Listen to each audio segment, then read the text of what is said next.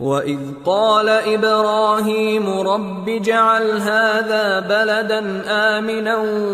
वर्ज़ुक़ अहलहु मिनस्समराति मन आमन मिन्हुम बिल्लाहि वल यौमिल आखिर क़ाल वमन